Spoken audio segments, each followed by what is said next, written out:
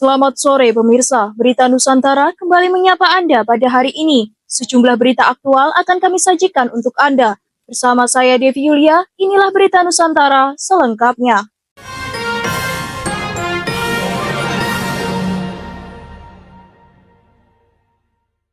Pemirsa, Presiden Republik Indonesia Prabowo Subianto mendapat sambutan hangat dari masyarakat Indonesia yang tinggal di Singapura. Kehadiran Presiden dalam kunjungan kenegaraan disambut penuh antusiasme oleh warga diaspora dari berbagai kalangan. Sejak Minggu 15 Juni 2025 sore hari, ratusan warga Indonesia mulai dari pelajar, mahasiswa hingga masyarakat umum sudah memadati area hotel tempat Presiden bermalam. Mereka rela menunggu berjam-jam untuk bisa menyapa langsung Presiden Prabowo. Setibanya di hotel, Presiden disambut dengan kalungan bunga dari dua anak Indonesia yang mengenakan busana tradisional. Sejumlah menteri kabinet merah putih juga tampak hadir lebih dulu untuk menyambut Presiden. Di antaranya Menko Perekonomian Airlangga Hartarto, Menko PMK Muhaimin Iskandar, Mendagri Tito Karnavian, Menkumham Supratman Andi Aktas, Menteri Perumahan Maru Arar Sirait, dan Menteri Pertanian Andi Amran Sulaiman. Yang menarik perhatian, barisan pelajar Indonesia dari PPI Singapura berjajar rapi menyambut iring-iringan kendaraan Presiden. Mereka melambaikan tangan dan meneriakkan salam hangat saat rombongan tiba di hotel. Jocelyn mengaku sangat senang bisa melihat langsung sosok Presiden Prabowo. Menurutnya, ini pengalaman yang langka yang sulit didapatkan di Indonesia. Hal serupa juga disampaikan Norbert, Shannon, dan Kelvin. Mereka bangga dan terharu bisa bertemu langsung dengan Presiden. Bahkan, Presiden sempat menanyakan jurusan kuliah mereka. Demikian laporan Java TV melaporkan.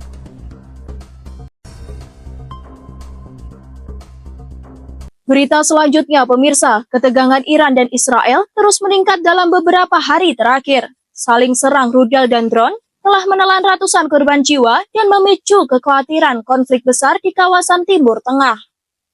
Sejak 3 hari terakhir, kedua negara terus saling menggempur. Israel disebut lebih dulu menyerang sejumlah fasilitas strategis Iran, mulai dari kompleks nuklir, gudang persenjataan, hingga permukiman di Teheran dan kota-kota lain. Serangan ini menewaskan sejumlah tokoh penting militer Iran, di antaranya Kepala Staf Angkatan Bersenjata Iran, Mayor Jenderal Muhammad Bagheri, dan Komandan Garda Revolusi, Mayor Jenderal Hussein Salami. Iran membalas dengan meluncurkan sekitar 100 rudal ke wilayah Israel. Namun hingga Senin dini hari, serangan saling balas masih berlangsung. Pakar pertahanan Israel dan Perry memperingatkan eskalasi ini beresiko membuat Tel Aviv luluh lantak jika tidak segera dikendalikan. Perry menyebut resiko konflik lepas kendali semakin besar dan dampaknya bisa jauh lebih parah bagi Israel.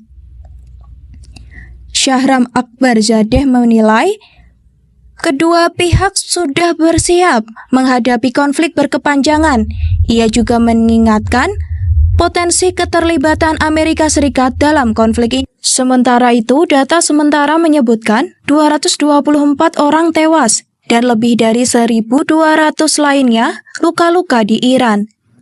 Di pihak Israel tercatat 4 korban jiwa dan puluhan orang terluka.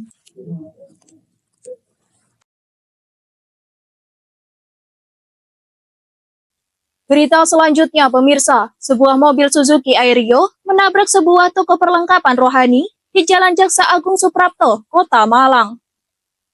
Insiden yang terjadi Sabtu 14 Juni 2025 pagi diduga akibat pengemudi salah menginjak pedal gas. Kecelakaan terjadi sekitar pukul 9 pagi saat mobil bernomor polisi N1334 IKI yang dikemudikan Ahmad Dahlan, warga Landung Sari, melaju dari arah timur menuju barat. Usai memutar balik, mobil tiba-tiba melaju kencang dan menabrak toko dioses yang berada di sisi utara jalan. Kaca depan toko pecah dan bagian depan bangunan mengalami kerusakan cukup parah. Sejumlah rak berisi perlengkapan rohani seperti rosario, hosti imam, hosti umat, buku doa, dan salinan rohani hancur akibat tabrakan. Lemari kaca berisi aksesori rohani juga remuk tertabrak mobil. Namun, sejumlah patung Buddha Maria yang berada di tengah toko selamat, hanya bergeser dari posisinya. Dalam rekaman CCTV terlihat Ahmad Dahlan keluar dari mobil dalam kondisi syok dan meminta maaf kepada pemilik toko. Ibtu Isrofi menyebut kerugian akibat insiden ini ditafsir sekitar 70 juta. Kedua pihak saat ini masih menempuh jalur mediasi. Beruntungnya tidak ada korban jiwa dalam peristiwa ini. Demikian laporan Java TV melaporkan. Berita selanjutnya, pemirsa, 2 terduga pelaku pencurian kendaraan bermotor berhasil diringkus jajaran Polres Subang setelah sempat kabur dan bersembunyi di area rawa-rawa.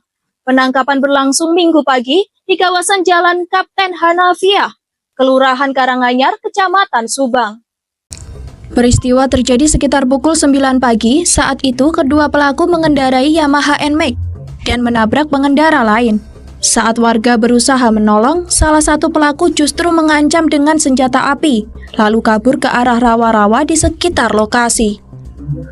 Polres Subang yang mendapat laporan langsung mengerahkan tim gabungan untuk melakukan pengejaran. Polisi juga menggunakan drone guna memantau pergerakan pelaku di area sulit dijangkau. Dengan bantuan pantauan udara dan informasi masyarakat, kedua pelaku akhirnya berhasil diamankan tanpa perlawanan. Keduanya kini diamankan di Mapolres Subang untuk pemeriksaan lebih lanjut. Polisi masih mendalami kemungkinan keterkaitan mereka dengan jaringan curanmor lainnya. Kapolres Subang menegaskan tidak akan mentolerir aksi-aksi kriminal dan akan terus meningkatkan patroli serta respon cepat atas laporan masyarakat. Demikian laporan Java TV melaporkan.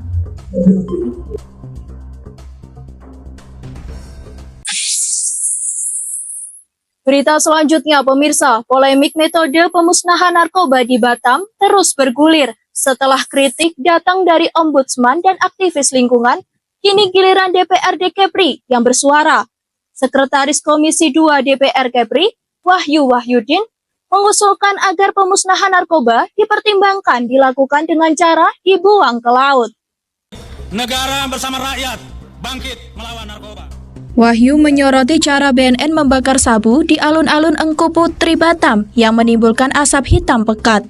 Berdasarkan foto dan video yang beredar, proses ini dinilai tidak ramah lingkungan dan berpotensi membahayakan kesehatan masyarakat sekitar. Wahyu menyebut belum ada kajian sebelum memusnahkan narkoba dengan cara dibuang ke laut. Ia mengusulkan agar instansi teknik seperti Dinas Kesehatan dan Dinas Kelautan dan Perikanan mengkaji dampaknya terhadap biota laut. Menurut Wahyu, kadar garam tinggi di laut biasanya mampu menetralisir benda organik sehingga ide ini dinilai layak diuji. Sebagai langkah awal, Wahyu menyarankan dilakukan uji coba di kolam bekas tambak yang menggunakan air laut. Jika hasilnya aman, metode ini bisa menjadi alternatif yang lebih ramah lingkungan dibandingkan pembakaran.